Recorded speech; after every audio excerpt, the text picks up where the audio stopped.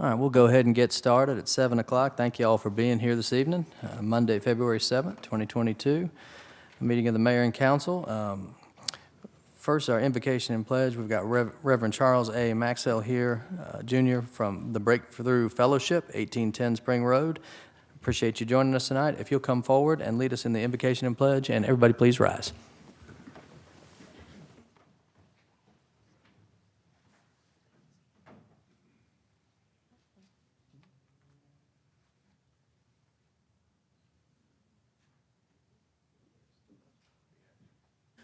I believe the Reverend must have gotten caught in traffic. We're going to have Mr. Welch lead us in the pledge. I am not the Reverend.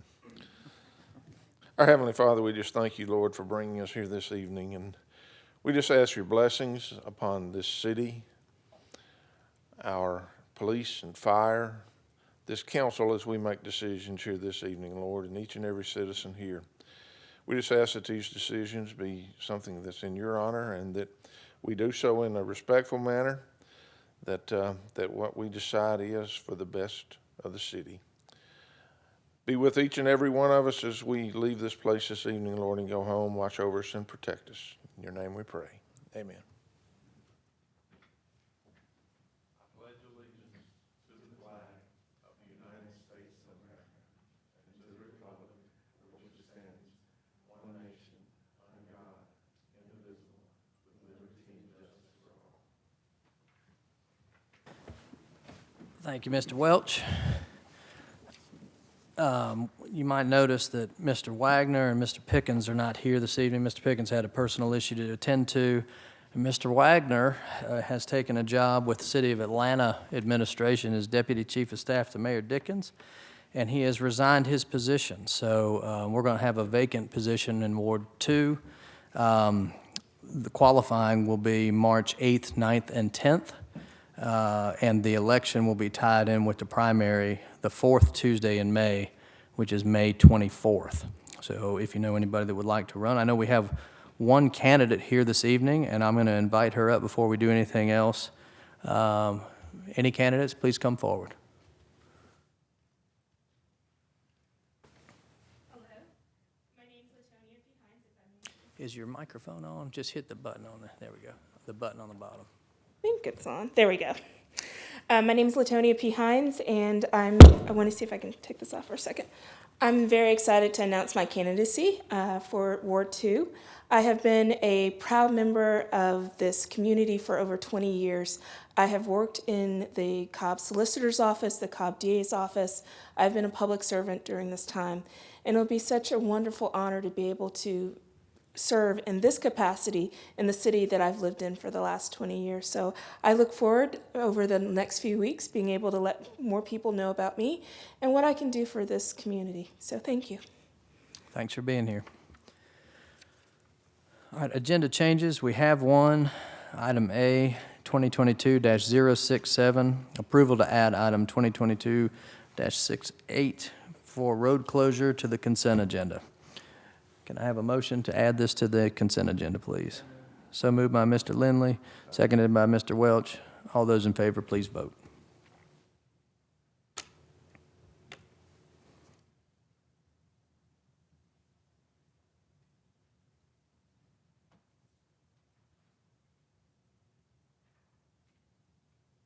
We don't have any buttons up to vote, I believe.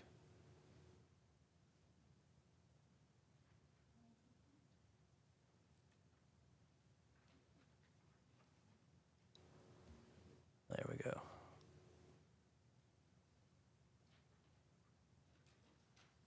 If you'll just close the vote. There we go. 5-0 approved. Thank you so much. Item 3 is the mayoral report. Item 3A, proclamation in recognition of Black History Month. Dr. Wheaton.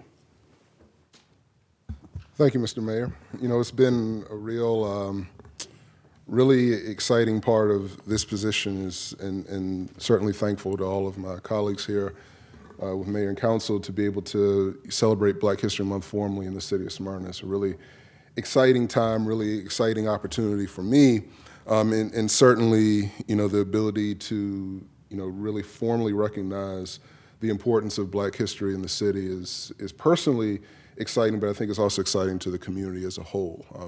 I am so encouraged at the number of great events that we have in the city, a lot of activity that we'll have going on that you'll be seeing more about and hearing more about over the next couple weeks, and certainly encourage everyone to be a part of those events.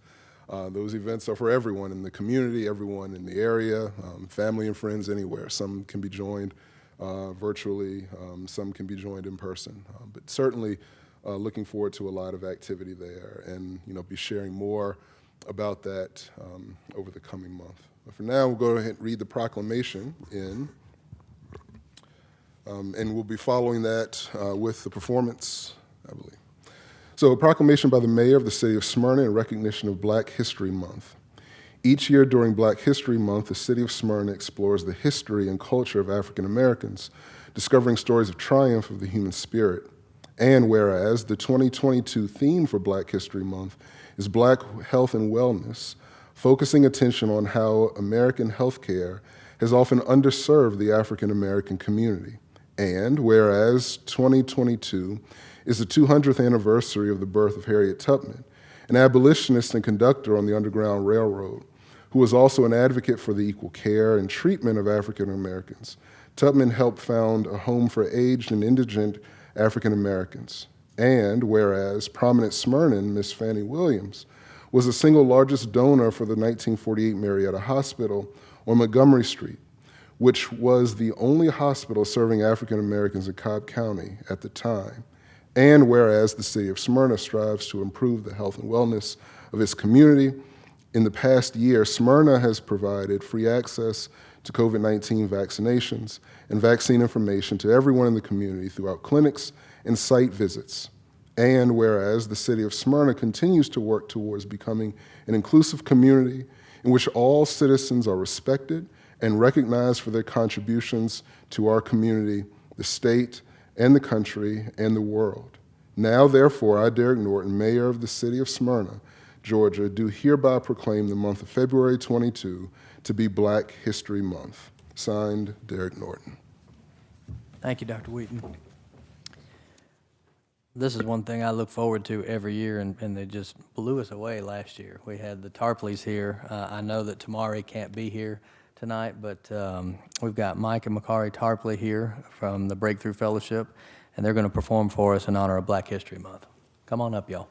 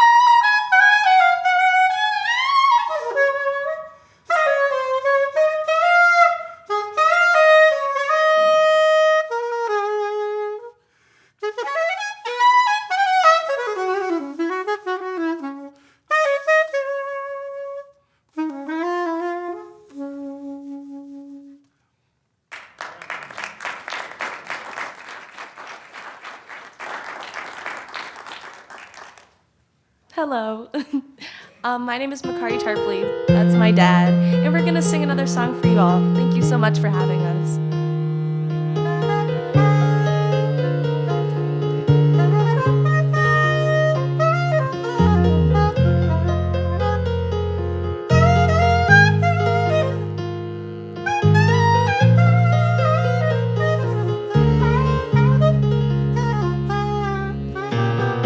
Some have chances, some have choices, some freedom in these states.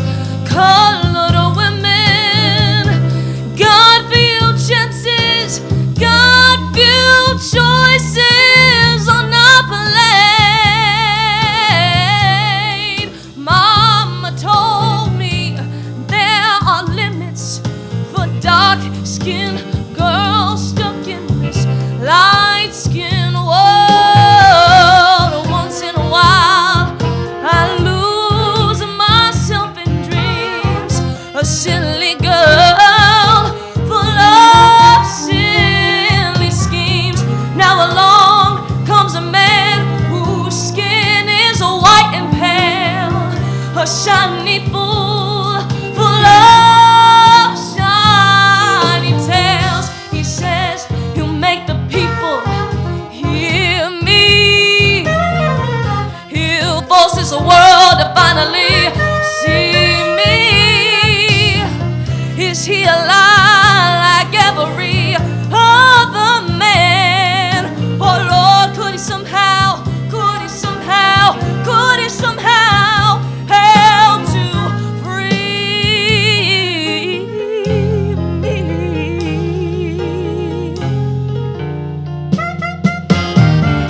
But Mama told me not to dream big, but Mama lived her life running scared. I'm stronger and I'll fight longer. I'll do what Mama never even dared. Colored women with few chances has to do what she must do. Oh, I will make my colored dreams come true. For this is one colored woman who will color her life.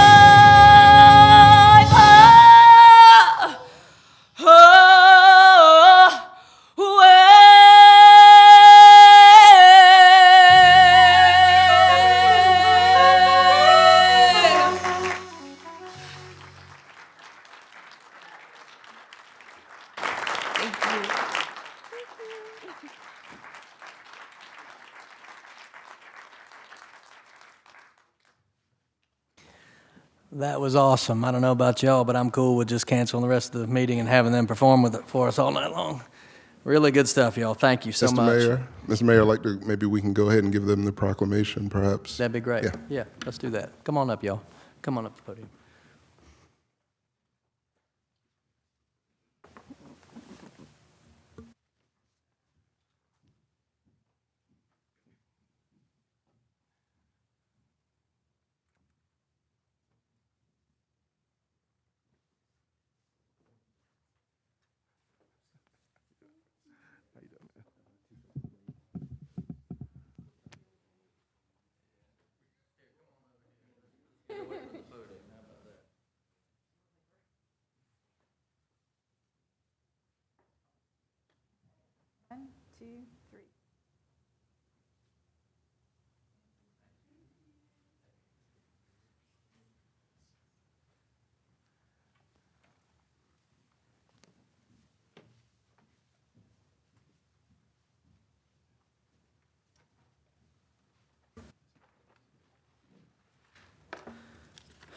The next item on the agenda is item C under mayoral report, and this is a proclamation in recognition of Georgia Arbor Day 2022, and Miss Wilkinson has that, and then she's going to sing us a song about Arbor Day.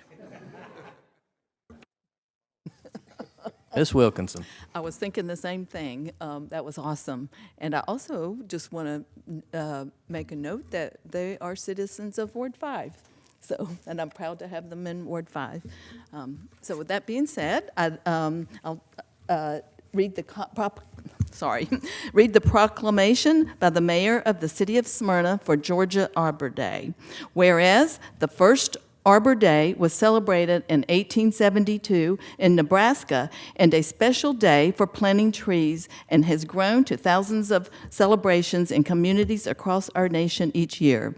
And whereas community partners, families, and friends will join together at local Arbor Day ceremonies to recognize the benefits of trees in urban forest.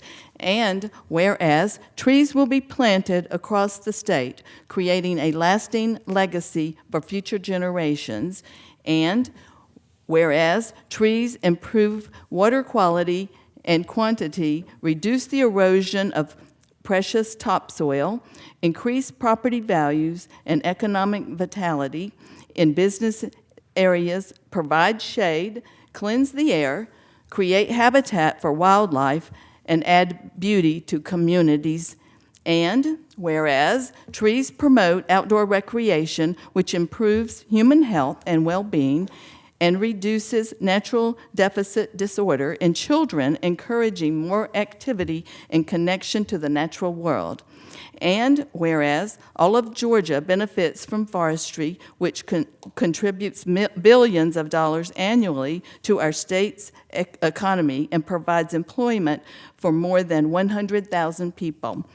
And whereas the city of Smyrna has been a tree city for 19 years due to the celebration of Arbor Day, now, therefore, I, Derek Norton, Mayor of the City of Smyrna, Georgia, do hereby proclaim February 18th, 2022 as Arbor Day in Georgia and encourage our citizens to plant trees, thus leaving a legacy for present and future generations.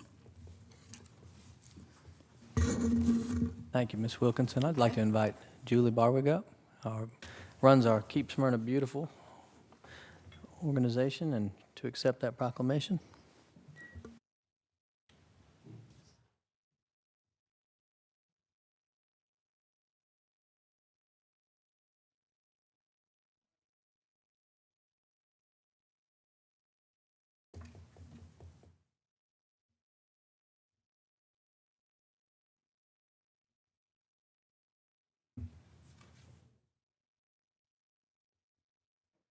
Thank you.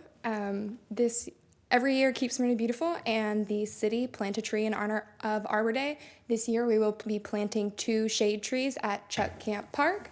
And if residents would like to plant a tree, Keep Smyrna Beautiful has free tree seedlings available through our Adopt a Tree program. Information for that can be found at keepsmyrnabeautiful.com. Thanks. Thank you, Julie. And thank you, Ms. Wilkinson. Mr. Welch. I just want to commend Ms. Barwick. I went down to the recycle center here about 3 weeks ago, and I let her know this, but the place looked remarkable. It was almost spotless. It was clean and organized and just looked very nice when I went down there that day. So thank you very much for doing a good job. Next item on our agenda is item 4, land issues, zonings, and annexations. We have one item that's going to be tabled until February 21st. Zoning request Z21-014, allow rezoning from GC to MU conditional for the development of 163 multifamily units, 20,409 square feet of commercial/restaurant space, and 7,700 square feet clubhouse space at a density of 23.5 units per acre, 6.9 acres, land lot 751 and 752, South Cobb Drive and Oakdale Road, Eris Holdings. This will be tabled until February 21st. May I have a motion to table this item, please? A motion to table. Motion to table by Dr. Wheaton, seconded by Mr. Gould. All those in favor, please vote.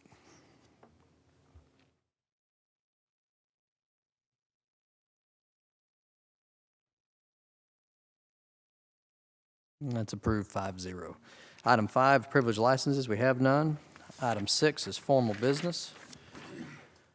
6A, 2022-046, approval to award the contract for downtown improvements, site and roadway to the lowest bidder, Omchiv Construction, LLC, at 805 Progress Court, Suite A, Lawrenceville, Georgia, 30043, in the amount of $2,438,999.56 to be paid out of the 2022 SPLOST funds. Mr. Bennett, the background, please. Thank you, Mr. Mayor. Bids were opened for the previously mentioned project on January 26, 2022.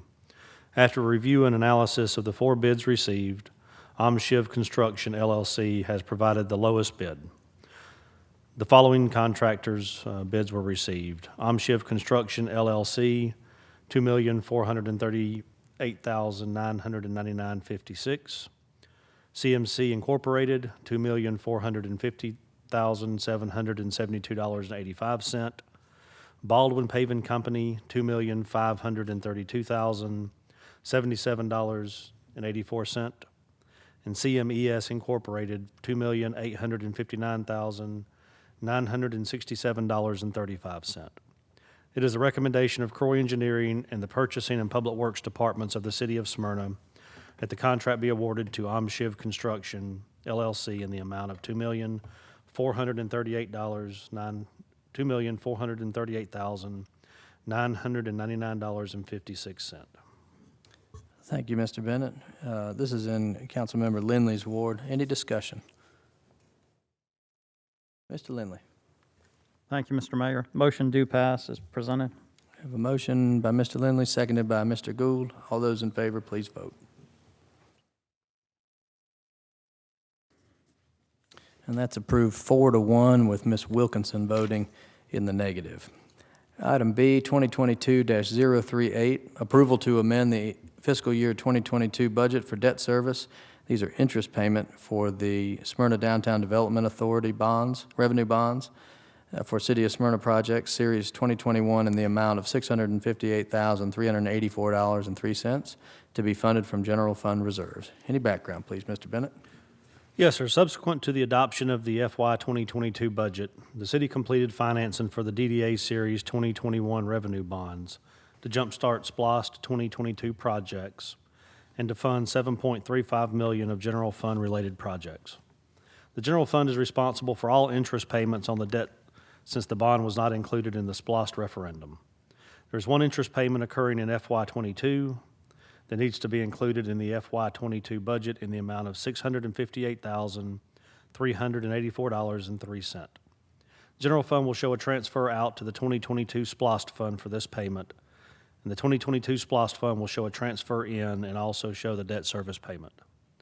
Approval to amend the FY 2022 budget for debt service interest payment for the Smyrna Downtown Development Authority revenue bond City of Smyrna Projects Series 2021 in the amount of $658,384.03 to be funded from general fund reserves. Thank you, Mr. Bennett. We'll turn this over to our budget chairman, Mr. Travis Lindley. Thank you, Mr. Mayor, and thank you, Mr. Bennett, for that lengthy explanation. Motion do pass as presented. I have a motion seconded by Mr. Gould. All those in favor, please vote.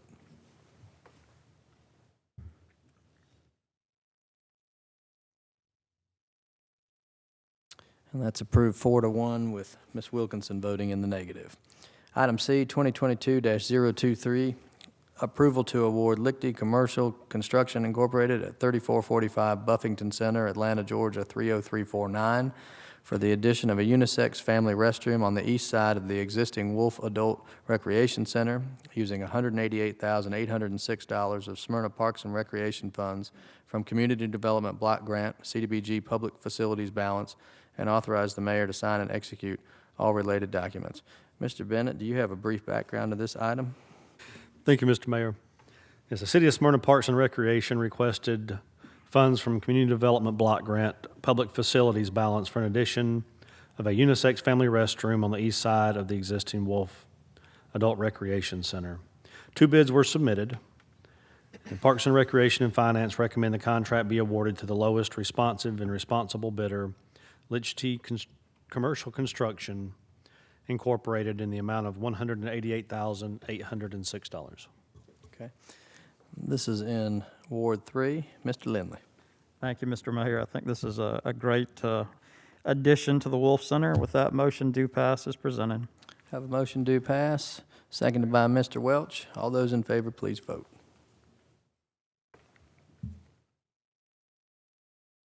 And that's approved 5-0.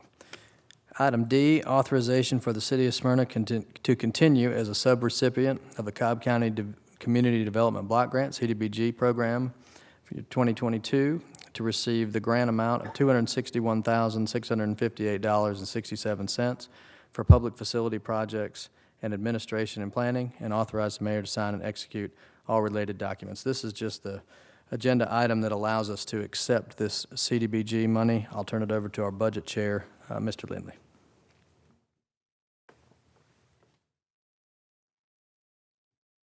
Thank you, Mr. Mayor. Motion do pass is presented. This is important citywide, particularly in wards 3, 1, and 5. Have a motion do pass? Do I have a second? Seconded by Dr. Wheaton. All those in favor, please vote.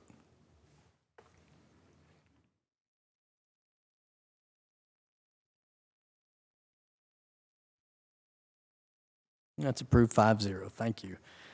Item E, Resolution 2022-04, approval of Resolution 2022-04 in support of the city's acceptance of a $30,000 grant from the National Fitness Campaign to install an outdoor fitness court, provide match funding in the approximate amount of $155,000 to complete the project through CDBG 20 and CDBG CV funds, and authorize the mayor to sign and execute all related documents. This is going in at Jonquil Park. You want to give any background, and then we'll have Ms. Wilkinson handle this item for Mr. Pickens. Mr. Bennett. Yes, sir. The City of Smyrna has submitted a grant application to National Fitness Campaign, or also known as NFC, for participation in their 2022 initiative to install and activate outdoor fitness courts in 200 cities and schools across the country. The City of Smyrna was awarded $30,000 from the NFC Grant Committee to install an outdoor fitness court. As part of the grant process, NFC requests a resolution of adoption endorsed by the local governing body to accept and receive funds. The City of Smyrna plans to use CDBG, Plan Year 20, and CDBG CV funds to complete the local match for the project. The court will be installed in Jonquil Park. Ms. Wilkinson. At this time, I'd like to move to approve item 6E, RES 2022-04, approval of resolution, again, RES 2022-04, in support of the city's acceptance of a $30,000 grant from the National Fitness Campaign to install outdoor fitness court, provide match funding in the appropriate amount of $155,000 to complete the project through CDGB fiscal year 20 and CDGB CV funds, and authorize the mayor to sign and execute all related documents. I have a motion seconded by Mr. Lindley. All those in favor, please vote. That's approved 5-0. Item F, 2022-062, approval to award the council chamber audio-video update project to Net Planner Presidio, 3340 Peachtree Road, Suite 1700, Atlanta, Georgia, 30326, for an amount not to exceed $100,000, paid with funds from the American Rescue Plan Act, ARPA, on Georgia State Contract 99999-SPD-SPD 000048-0001, amend the FY22 budget to establish a project in the ARPA fund, and authorize the mayor to sign and execute all related documents. This one is for our council chambers, so that we don't have a duct tape screen behind us any longer to put the screens up along the columns and make it a lot better for those who are here attending the council members to see what's going on. Is there any other background you'd like to add? No, sir. Okay. This is in Ward 3. Mr. Lindley. Thank you, Mr. Mayor. I do have a question for Mr. Bennett. What is the timeline for the inflatable wall going away? Any idea of timeline? About 2 weeks. Great, thanks, Dad. So as quick as they can get supplies in. I feel like you gave me that same answer about my emails not working. With that, motion do pass is presented. Have a motion do pass, seconded by Dr. Wheaton. All those in favor, please vote. That's approved 5-0, and Dat said that'll be done in a while. Okay. Item G, 2022-063, authorization to continue the process to solicit proposals for the sale and removal of Aunt Fanny's Cabin Building, 2875 Atlanta Road, Smyrna, Georgia, 30080, until 10 a.m. on Wednesday, March 16th, 2022, where farther discussion will occur at the Committee of the Whole meeting on Thursday, March 17th, 2022, regarding received responses, and the final decision regarding the cabin will be decided and voted on at the March 21st, 2022 meeting of the Mayor and Council. Mr. Bennett, the background, please. Yes, sir. Thank you, Mr. Mayor. After discussion at the February 3rd, 2022 Committee of the Whole meeting, and receipt of 2 responses that did not meet the criteria of the request for proposal that closed on February 1st, 2022 at 10 a.m., the council consensus was to extend the time to receive RFPs until Wednesday, March 16th, 2022 at 10 a.m. to allow for more potential proposals to be accepted and reviewed. Upon review, the council will discuss received responses, and the final decision regarding the cabin will be decided and voted on at the March 21st, 2022 meeting of the Mayor and Council. Thank you, Mr. Bennett. Is there any discussion on this? Ms. I Wilkinson? have something I'd like to say. Thank you. So I'd like to take this opportunity to read a letter that I received from a citizen that really spoke to me about some of the history of the cabin and the women that were involved. And this is another view of the history of Aunt Fanny's Cabin. Imagine 2 women from radically different worlds collaborating on a business that becomes hugely successful at a time when women in general, and minority women in particular, had little power to shape their lives. The real story at the heart of Aunt Fanny's Cabin is inspiring.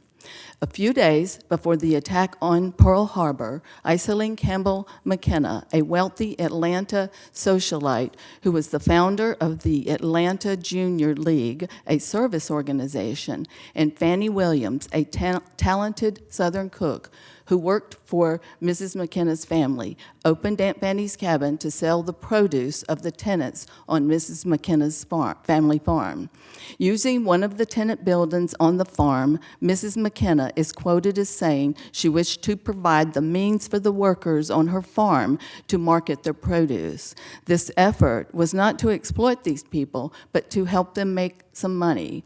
Mrs. Williams became part of the effort by allowing the store to be named after her, selling her jams and jellies in the store, and being there every day to greet customers. Soon, customers were asking for more, especially those customers who had recently arrived in the Smyrna area because of the new aircraft plant. In reaction to this thriving concern, the business expanded to include a restaurant serving the dishes Mrs. Williams had prepared for the Campbell family as their cook. The business even pledged 5% of their profits to the war effort. It was perhaps Mrs. Williams' profits from Aunt Fanny's Cabin and her skills at fundraising which allowed her to become the biggest donor to the construction of a hospital for the blacks located in Marietta. The AJC's report stated that many of the funds she collected were from visitors to Aunt Fanny's Cabin. On July 31st, 1946, Fannie Williams was the honoree at the groundbreaking ceremony where the hospital was to be constructed. Aunt Fanny's Cabin was a win-win business. It helped poor people make money using their natural skills, it gave people jobs, and it honored the mission of the Junior League. It also demonstrated the entrepreneurial talents of these 2 women using the resources at hand. This collaboration lasted 8 years until Fannie Williams' death in 1949. Just a few years later, Iselin McKenna sold the business. It was the future owners of Aunt Fanny's Cabin who constructed and perpetuated the myths around the building and Fannie Williams for their own profit. Newspaper articles contributed to the myth and stereotype by repeating and adding to the myths. Those are not the people responsible for the negative views of this building, not Mrs. McKenna or Mrs. Williams. I would like the City Council to look at Aunt Fanny's Cabin in this light of its beginning, not the negative, divisive one which the uninformed and outsiders and revisionist historians have promoted. Fanny Williams was a victim of her race and her era. Do not victimize her further by assuming she was unintelligent and a willing victim of exploitation. She did the best she could and remained resilient under very adverse circumstances. Moreover, during her later years, she prospered and became famous with the help and generosity of a woman who had no logical reason to help her.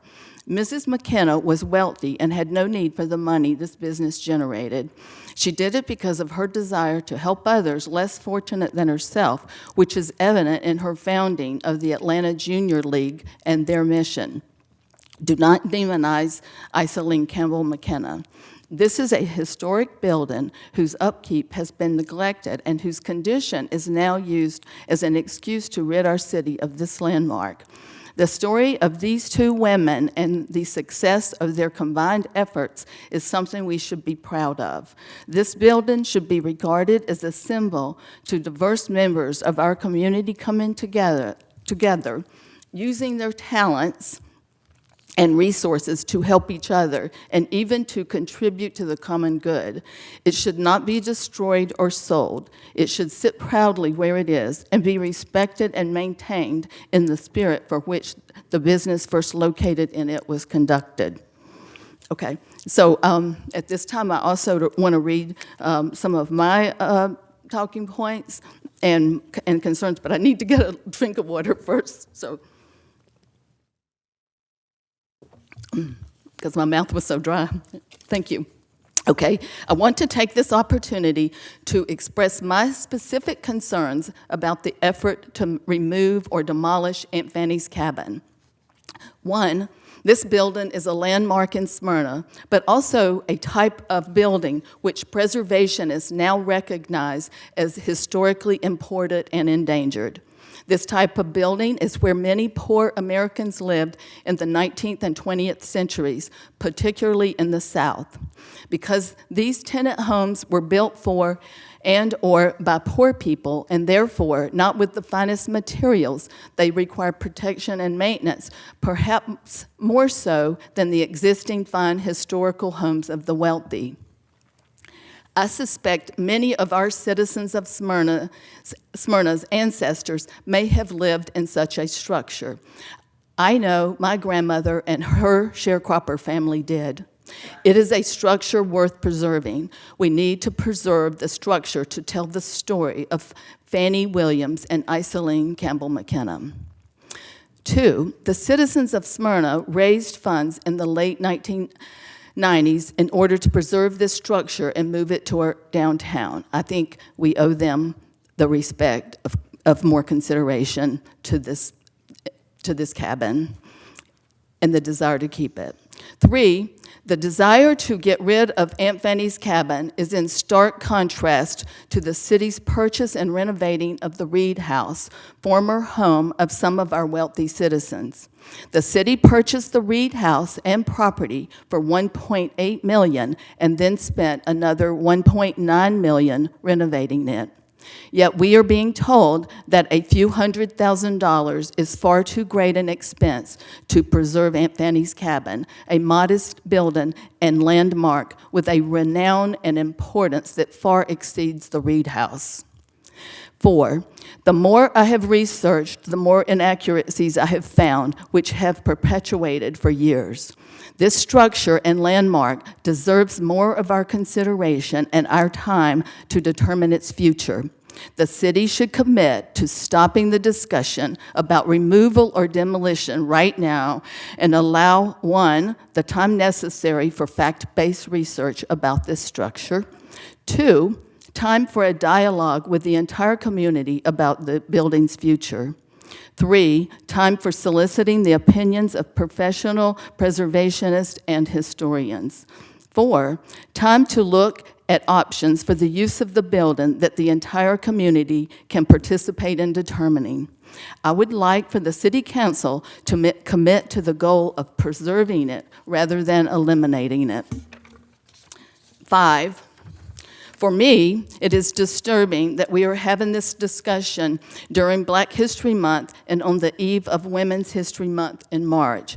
I think the efforts of those whose goal is ridding our downtown of this cabin are being short-sighted and disrespectful to the entrepreneur spirit of women like Fannie Williams and Iseline Campbell McKenna.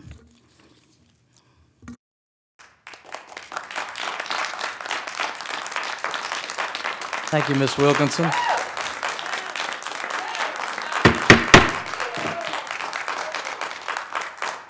Thank you, Ms. Wilkinson. With all due respect, what we're doing with Aunt Fanny's Cabin has already been voted on as a policy decision by this council. This agenda item tonight is to extend the amount of time until March 16th for proposals to come in to take the cabin, remove it from city property, and that is what we're discussing tonight. No matter if you're for this cabin going away or for it staying, 100% of the people involved in this discussion have said that we need to properly memorialize Fannie Williams. I think it's just a fundamental disagreement about whether that structure is how we do it or if we do it in another more fitting way. And I've heard, oh, y'all are just going to put a plaque out or a statue, and nothing could be further from the truth. We're going to have a committee that's made up of faith leaders, community leaders, council members, who are going to bring a recommendation to the council about how to do it, and it's going to be in that spot. The building will go away one way or another. So either somebody will come and make a proposal to take it, or if we don't get a proposal, it'll be knocked down. But either way, Fannie Williams will be properly memorialized in that spot. I had opportunity to speak with Ms. Doreen Grimes today with the NAACP. We were trying to connect last week, but we were unable to meet. She had a conflict come up on Friday. But after our lengthy discussion today and telling her our plans and the plan forward to appropriately memorialize Fannie Williams, she told me she's not married to that cabin, and she is pleased that we are going to memorialize her and put a lot of effort into that. In fact, I invited her to join the committee that will help make the recommendation, and she accepted. So I'm very pleased about that, and I look forward to the committee's work. I'll appoint that committee later this week, and they can get started and hopefully have a good start by the time March 16th rolls around, where we have to make a decision about the proposals that we get in. Any other discussion on this item? I would like to take a moment to read something that was in the city's document, Notice of Unsafe Structure. And at the end of this document, it has a note, and this was done by the city's Anthony T. McCarter, Chief Building Official, and it says at the end, based on the age of this structure, 1890s, it should be verified before any steps are taken if it is on any historical registers or considered a historical building. And I guess it was my understanding with what we're voting on tonight, the extension, that we will look at the proposals that come in and we will continue to discuss those. And if those are with other ideas, that's what I take this motion to mean, and I'm going to support it because I think it's important to continue this discussion and extend the time period. But to already have decided that it is definitely coming down before we've heard what these other proposals are going to be, I just have take issue with that. I know that, Ms. Wilkinson, you voted against the council's policy decision, but this is, let's be clear about what we're voting on. We're voting on a 45-day extension or so to March 16th for someone to come forward with a proposal to move the cabin at their expense. Absent that proposal, we will demolish the building. That is what we are voting on. That is the extension. There's no more discussion about what the policy decision that has been voted on by this council is. So I just want to be clear. I want everybody to understand, and I think we're all clear on that. That's what we're doing here. And I know you'd like the outcome to have been different, but the vote happened, and the policy decision by 6 of 8 of this this elected body made that decision, and so we'll move forward based on that recommendation. Mr. Lindley. Oh, I just want to follow up with something else. I hear what you're saying, but I also feel like that we really haven't given the citizens an opportunity to speak about this. And I mean, in terms of before that decision was made, or that vote was made. But so I also saw a quote recently that meant a lot to me, and it's the most important political office is that of the private citizen, by Louis D. Brandeis. And I guess all this research I've been doing lately, I saw that, and I thought that is so important that we do listen to the citizens in this case. Thank you. Mr. Mayor, could I just make a quick comment? To my colleague, I appreciate your thoughts, though, but to say that we haven't listened to citizens is inaccurate. We had a committee led by Councilmember Lindley, co-chaired by Dr. Wheaton, where it was made up of citizens, and those were public meetings, and there was plenty of opportunity for folks to come in. I'm not saying that was the end-all of communication and public input, but to say that we have not taken citizen input is inaccurate. Mr. Welch has requested to speak. Thank you, Mr. Mayor. I want to make everybody understand that it's not my preference to move this cabin, but to put it in broad terms, that ship has sailed. The cabin is either going to be torn down or it's going to be moved. This council decided that.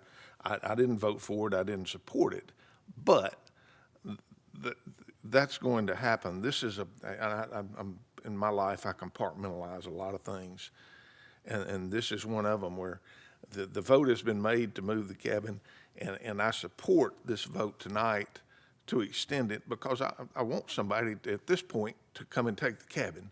I don't want to see it torn down, but that's what we're voting on here tonight, is to grant an extension or not to grant an extension. And it may not be my preference to move the cabin to another location, but I essentially, I guess, to put it just bluntly, I lost that vote, and you got to move on, and that's what I'm doing at this point. So I'm going to support this motion. Thank you, Mr. Welch. Mr. Lindley. Thank you, Mr. Mayor. Motion do pass is presented. Have a motion do pass, seconded by Dr. Wheaton. All those in favor, please vote.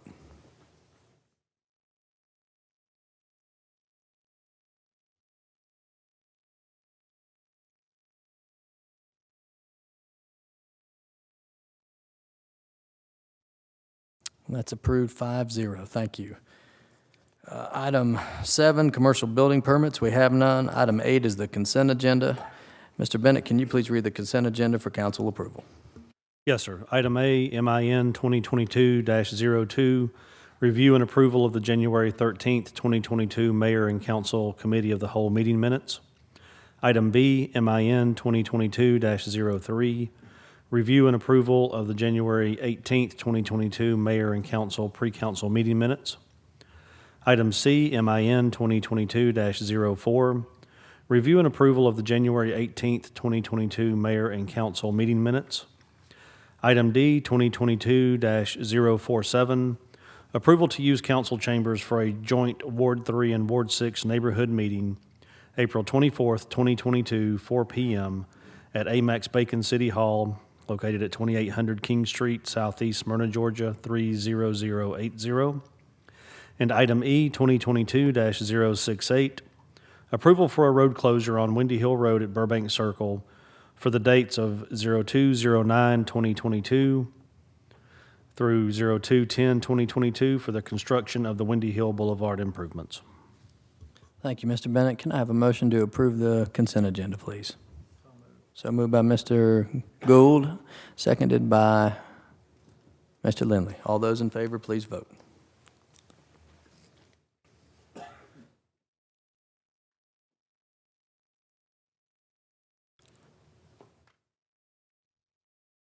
And that's approved 5-0. Thank you.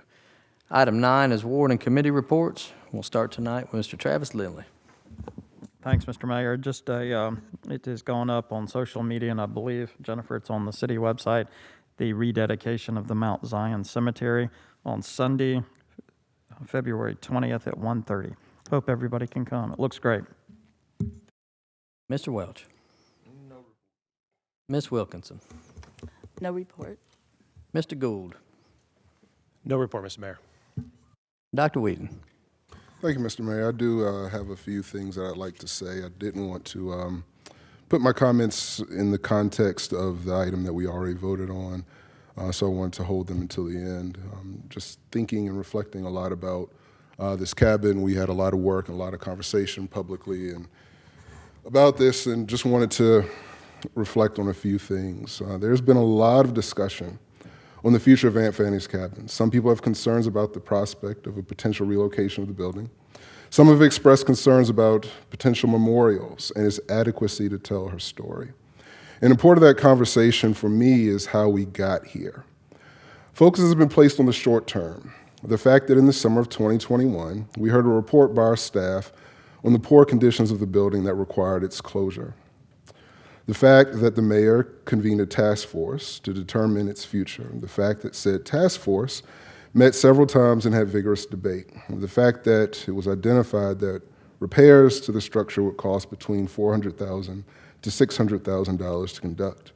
The fact that we finally came to a full consensus to allow for either relocation or demolition of the building. And important to that consideration was the full agreement that we would take the time to carefully consider how to honor Fannie Williams in that space. And still, for some, we have done the memory of Fannie Williams a disservice. But that is just the short-term history. Upon taking office early in our administration, our new city administrator recognized the lack of facility management plans to understand the health and well-being of city facilities. Through the pandemic, our staff diligently inspected facilities, all of those facilities, to determine their conditions and discovered major concerns with Aunt Fanny's Cabin. These concerns literally range floor to ceiling, driven by many years of neglect. And so the question that keeps coming back to me really is, how did we get here? This question for me is too broad, but instead I'm going to ask 4 separate questions. How is it possible that no elected official in any prior administration, from the time that cabin was placed on the ground until now, ever asked about its conditions? How is it possible that no elected official in prior administrations ever considered that the oldest city building that has not been renovated might need active restoration efforts, those very efforts that my colleague mentioned about in her comments? How is it possible that no elected officials in prior administrations ever asked a question or sought to repair the facility when the cost might have been $50,000 versus $500,000? And how is it possible that no elected officials in a prior administration ever asked how or even if the present Aunt Fanny's Cabin tells the story of Fannie Williams, the actual person? This mayor and council have been asking questions that could have been asked at any moment prior to this administration. Yet they were not, and there was certainly no action. We got here simply because no prior elected officials had any care to ask any of the above questions, and certainly no action that would have addressed these concerns prior to today. Prior administrations allowed this disrepair to get to this point. In the span of exactly 1 month after our inauguration, this administration held its first ever city-sponsored Black History Month celebration.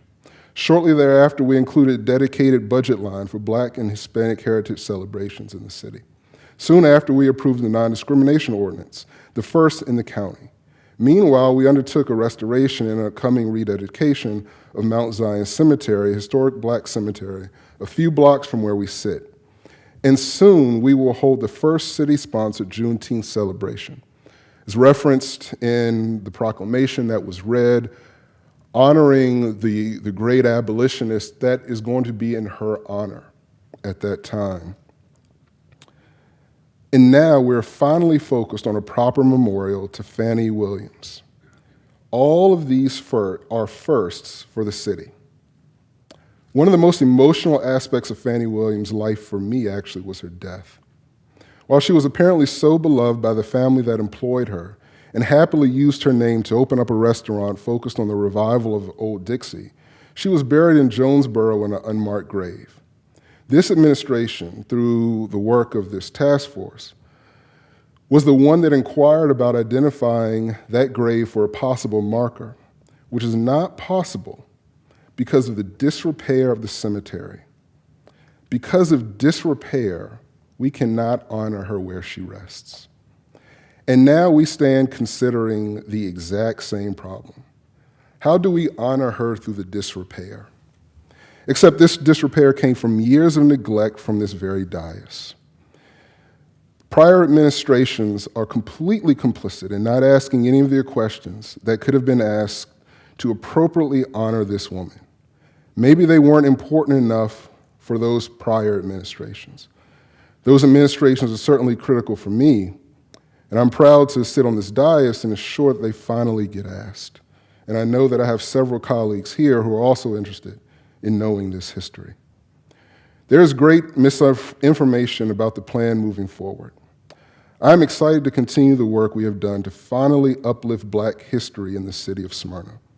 I'm excited about the next steps to determine how to appropriately honor Fannie Williams, the person, and not the mascot that was used to create in advance of business.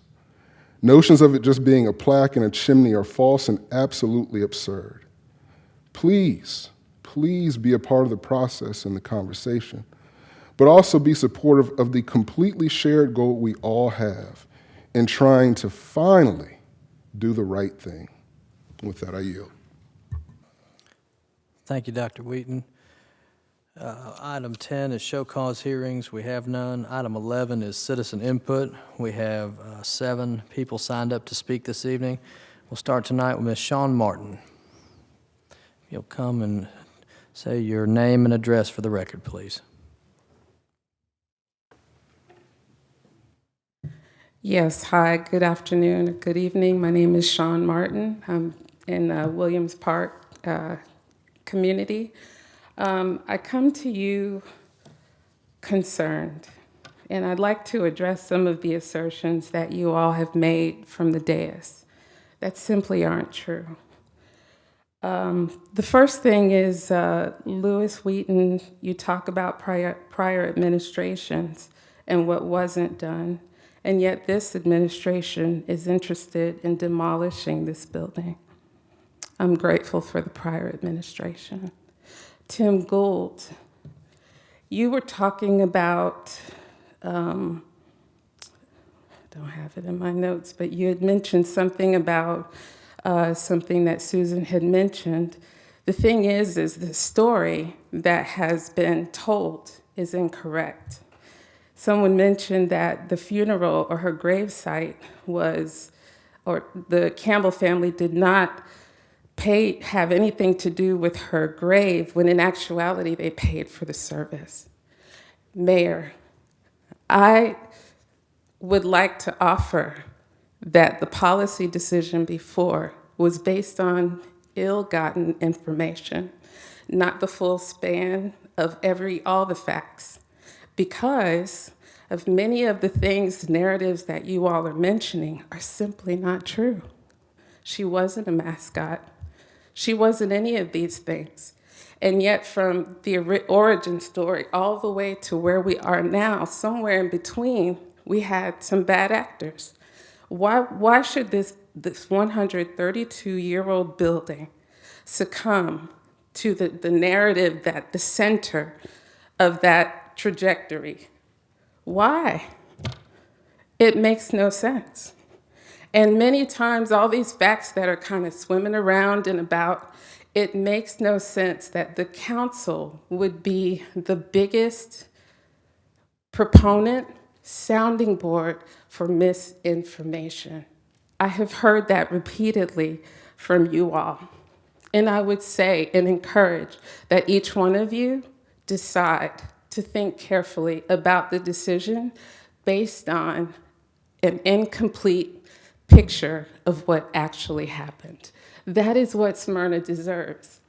Tim Gould, no, the city is not, they're not listening. 1,400 petition signatures for the last issue. 3 council members, 3 community members should not make a decision for 58,000 people.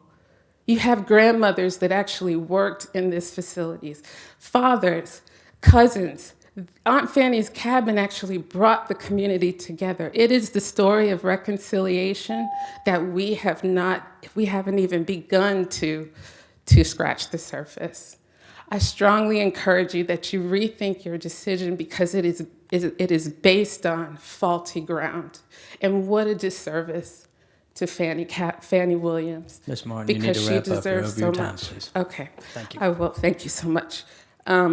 So I just encourage you all to please, please, please, please make a sound decision based on what Councilman Wilkinson is suggesting, that you bring the community together in a way that actually allows for what happens to Aunt Fanny's Cabin. Miss Martin, Yes. you're almost a minute over. It's time to wrap it up, please. Not a problem. Thank you. Miss Pat Burns is next. I would say that I also have some words by William. Miss Martin, your time is up. It's time to sit down, please. And Miss Burns Ms. is Corn, next. will you please advise the mayor of an email that you received earlier today from Dr. Marchioni? Miss Martin, everybody gets 3 minutes, and you have gone your 3 minutes, so we will call up the next speaker, Right. Miss Pat Burns, And please. community historian has asked me to Miss- make a few comments on his behalf. He sent an email. Are you saying that you're not interested in hearing that? I'm interested in everybody abiding by the rules that everybody has. So And so please, he 3 sent minutes. an email. So is that okay? for No, Dr. it's not okay. It's time to not sit okay. down. Thank you.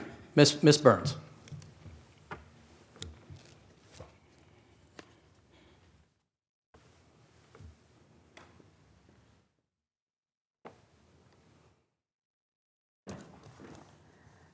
Pat Burns, 10 Concord Road. I'm a homeowner in Corky Welsh's ward. In preparing to speak tonight, I experienced Welshmerits, a great sadness. The Atlanta Brickyard appears to be directly across the Chattahoochee River from Smyrna's Ward 7. The atrocities at the Brickyard are unspeakable, best described by slavery by another name. It has been saved from development by the former Mayor Bottoms, the Atlanta City Council, and a group of preservationists. Smyrna's history, including the race riot of 1938, cannot be erased by demolition of an old cabin, despite its being the final physical piece of evidence. Let me tell you about the Reed House that you all supported very generously. Our former mayor, J. Gid Morris, lived there and called it Sunnyside. Mayor Morris was an avowed racist. His son, the city attorney, was part of the Leo Frank lynch mob. Forgotten by Smyrna are some formidable black men and women. You don't know their names. Their names are Tom McNeil. He was a school principal in Davenport, who also worked as a maitre d' at Aunt Fanny's. A black man who dared run for city council in the 1980s. No one has remembered him with a plaque, a stone, or a school name. Still living is another African-American city council candidate, Joan Aaron. Most of you don't know her either. She ran to have a seat at the table. But in 2003, Smyrna leaders redrew the boundaries on her. These are only two of Smyrna's best, who stood on the shoulders of Fannie Williams. The cabin space can be reclaimed by Tom McNeil, Joan Aaron, Marilyn Blackburn, our first African-American city council member, and Fannie Williams. Reclaim the space. Preservation is power. Thank you, Ms. Burns. Maryline Blackburn.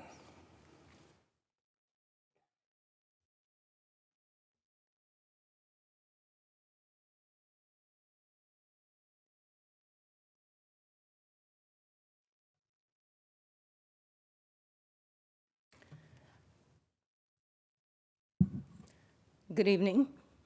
My name is Maryline Blackburn, and I am a 22-year resident of Smyrna. I come to you tonight for 4 reasons. First, let me thank the council for voting on the extension of time and allowing those of us and other parties to present proposals advocating for saving and restoring the historic Aunt Fanny's Cabin. It is truly disappointing that this council did not find it important to allow the community to weigh in on a matter of such importance. A matter in which we have found that not only that's important to the city of Smyrna, but y'all, there's 31.36% of African Americans in this community who were not aware that you're putting our history on the chopping block. And to know that it's Black History Month, and if it had not been for the Coalition to Save Aunt Fanny's Cabin, she and the cabin would be whitewashed away. If you have not had the opportunity and you do not know who Brent Leggs is, please do. He has a YouTube series, and one of the things that he talks about is appreciating and saving our historic spaces. Second, with the sale of the beautiful green space next to the Smyrna Community Center, what's the big rush of ridding the city of its history? What? Third, why did you not consider the possibility of public-private partnership? I know there are many companies out there who would have loved to have had the opportunity to partner with the city of Smyrna on such a historic building. If you don't know, let me share with you that if it were not for Fannie Williams, there wouldn't be an Aunt Fanny's Cabin. If it were not for Fannie Williams and Aunt Fanny's Cabin, Smyrna wouldn't be on the air right now. And fourth, what would it take for Aunt Fanny's Cabin to remain in place where it belongs, because it is next to the Smyrna History Museum? You see, again, without Fannie Williams, there's no Aunt Fanny's Cabin. And to answer a few questions, Mr. Wheaton, that you asked, I think that Councilman Welch can answer those. Because being a former member of this council, we did speak about Aunt Fanny's Cabin and funding it as well. And the mayor of this city knows that as well. So her proper memorial would include that cabin. You honor her by investing in her, and that's the cabin, Mr. Lindley. Since my name was mentioned, I guess, Ms. Blackburn, if you talked about it, why was there no action? I think that is the point and the amen moment for me this evening with Dr. Wheaton. You served on the council for 2 years.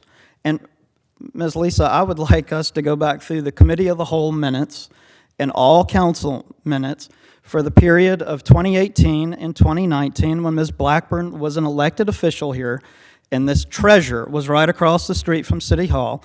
And I'd like to know how many times we talked about it. Because I gotta believe if the council rallied to save it, and to be clear, it was in a state of disrepair when this administration took office. That's when that report was fielded. Mr. Lindley, it is not about the state of repair. It's about honoring something that is historic in this city, and that's Aunt Fanny's Cabin. As I said, Mr. Welch mentioned many times on the council funding to help repair that cabin, and it was ignored. And your mayor will be able to share that with you as well. He was not mayor, And with Ms. that- Blackburn. Oh, we're going to put an end to this right now. Essentially, there was no action taken for 24 years. I'm going to take he's not signed up on the list, but Reverend Maxwell, you came in. I know you got caught up in traffic, and I know you wanted to speak, so I'd like to invite you up to do that now. And I hope you arrived to see the Tarpley sing, and because it was awesome. Yeah. I did. Thank you, Mayor. Reverend Charles Maxwell, 5025 Duxford. I guess the question I want to raise, first, I just want to thank the council for taking the action to extend the time. For those who would like to purchase it, that gives them the opportunity to do so. But I think the question that keeps resonating in my mind is, what are we arguing about? Are we arguing about saving a building of exploitation, or we're arguing about celebrating the life of a person? If we're arguing about celebrating the life of a person, that's not found in the building. And I just want to, just like we're getting away from Uncle and Sally and these kind of derogatory names, to me, the woman has a name, and her name is Fannie Williams. And there's others who have the same name. So I would like us to take more time celebrating the people than celebrating a building that's time has been foregone and is no more. Thank you. Ms. Montserrat Knowlton, 1367 Poplar Point.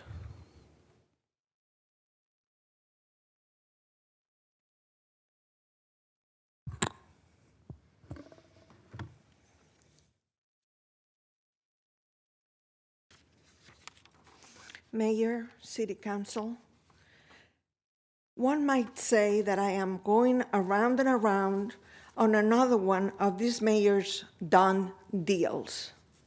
But citizenry must speak when things are not right. Well, yes, I want to speak about Fannie Williams' cabin. Council is saying that the building must be torn down for two reasons. Number one, it has been declared condemned. Number two, bad things happen in the Jim Crow era. Smyrna is going through another one of its paradoxes. At a time when it appears that money is not object with mayor and council approving expenditures, at a time when the city is spending over $12 million in the downtown area, we encounter a veto to repair Aunt Fanny's cabin, which we could describe as the historic building that Smyrna city government forgot. Well, those whose fault is it that the building is in disrepair? The city is at fault for not maintaining the building like they should have. It's both the council, the mayor, and the administration as well for not reporting the state of the cabin. As I said, the city is at fault for not maintaining the building like they should have, but it is a poor excuse to say that this happened under a different council. This council has been in existence since 2020. It's been 2 years. The best that you could come, which was to tear it down. No upkeep maintenance for 20 years. Shame on you, City of Smyrna, shame on you. History tells us that events must be preserved, especially when bad things happen, so time does not forget, so those events don't repeat themselves in the future. A perfect example is the Holocaust. It is a part of history, is a part of today's history because historians preserve the concentration camps and the stories that went with them to educate people on things that should never, ever happen again. Wake up, Smyrna. I see bad things happening right now in the city. I see racial overtones in the Smyrna Council decision to let go of Aunt Fanny's cabin. In a town with no black population in the 1950s to a town erasing black history in 2022. Citizens arise, this city is due for a change. Thank you. Karen Shockley, West Village.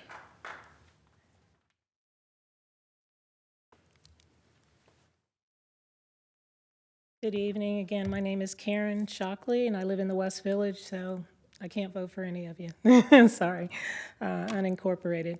I wanted to first of all thank you for recognizing Black History Month. I appreciate that. I'm a new resident here, been here about 9 months, and it's unfortunate that I see people arguing over race relations. It's an indication that we definitely need to do something more. To have one historically Black landmark in a city that I just moved into doesn't make me feel very welcome. And that's why I joined the Coalition to Save Aunt Fanny's Cabin. I do thank you for your extension.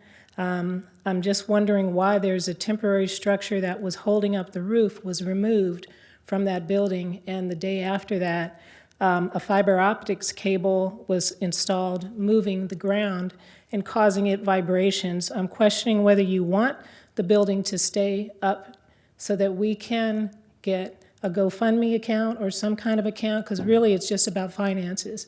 It's not about people not wanting the building to be moved. It's about getting the money. So I do again appreciate the 40-day extension. Do you want that building to stay up? If you do, when are you going to put that structure up so that the ceiling doesn't fall in, if that's what it was up there for? Because currently it's not there. And I'd like to ask you that. And why are you making it harder? Again, we are setting up a GoFundMe account. Personally, I would like to know why we're not focusing more, as Pat mentioned, on Black Smyrna residents that have contributed to making Smyrna a better place. I'm questioning why we're not focusing on them. I appreciate the musician from Ward 5. There are people that are historically have contributed to the growth of Smyrna and the excellence of Smyrna, and I'd like for us to focus more on them. William Potts was a gentleman that was unfortunately not from Smyrna, but was from Detroit, a Black man who was a policeman who invented the traffic light. And I'd like for you to take a look at the traffic light in a different way from here on out. He invented the traffic light. There's a lot of Black people who have historically contributed to not just Smyrna, but America. So just remember that Black history is also American history. Thank you. Russell Smith, 5034 Duxford Drive.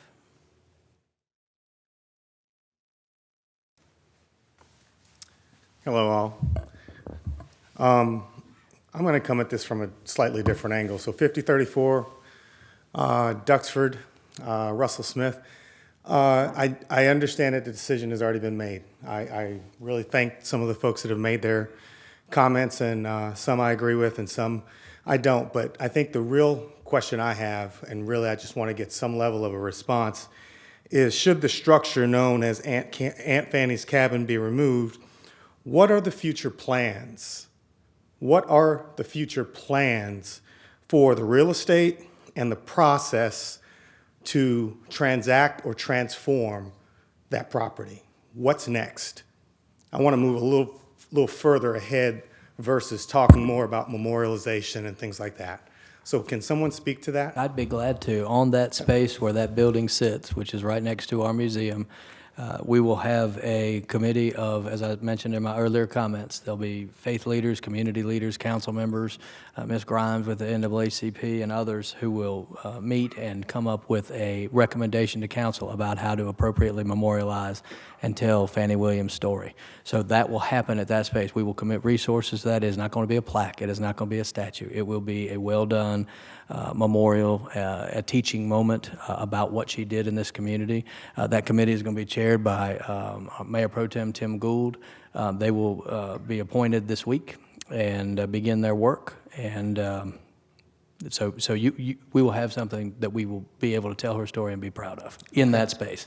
It's not, we're not doing anything with the real estate. We're doing exactly that right there. Okay, thank you. That's good to hear. The second part about it's really a tag on to the previous lady that was just up here. Are there future plans to have other memorials that allow us to have more than one or none around Black history within the city of Smyrna? I'll speak to that briefly. I mean, I think, You know, that's something we've certainly talked about. We referenced earlier this morning, good grief, earlier in the comments by Councilman Lindley, the tribute, the rededication of Mount Zion Cemetery, that's a part of this.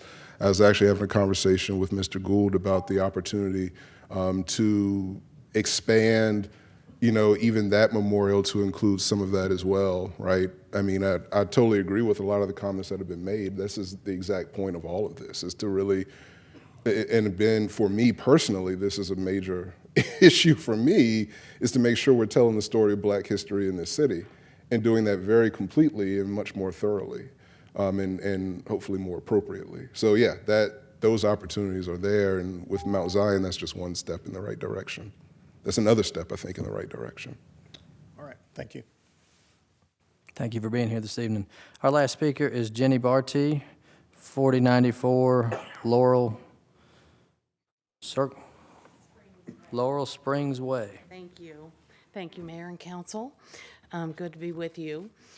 I just had a couple points that I'm not gonna read, I'm just gonna tell you a couple points that I wanted to bring up. And some of it's already been mentioned, but I'm very concerned that the mayor and council seems to be going along with it. All these rushes to get rid of our cultural identity, all of these things, getting rid of our beautiful downtown that is perfect as it is. Well, now it's not, because now the fountain is destroyed. But it was perfect, and it was such a great thing, and now it's gone. We're gonna have a brewery on our green space. It's sickening. It makes me sick to my stomach. And now we're going to tear down an old building that is fabulous. It's in great condition. Have you been in it? Have you gone to it? It's fabulous. Now, all the furniture's been removed because apparently it's going to be torn down, but it's awful what is going on. I want the structure to be put up there. I think you need to. The city deserves, not just, I mean, all of us as citizens, we deserve to have that home protected from the elements. You've taken down the structure that was supporting the roof. It needs to be put back in right away. Please commit to that. Okay. And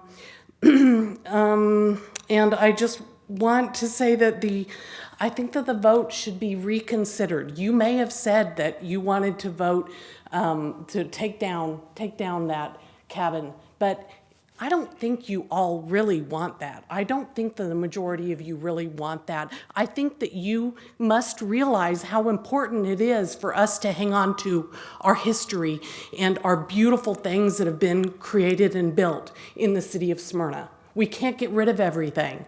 Please don't do it. Take time to reconsider your vote. We deserve, Fannie Mae deserves, her memory deserves, and we all deserve for that thing to stay there, to be rededicated, to be taken care of now. We're not going to worry about what happened in the past. I don't know who to blame. We're not going to blame. That's always the thing. Don't do a blame game. Okay? You all are in charge now. Please don't let it be destroyed. Thank you. That concludes our citizen input. We have no other business to be brought before this body. We're adjourned at 8:23. Thank you.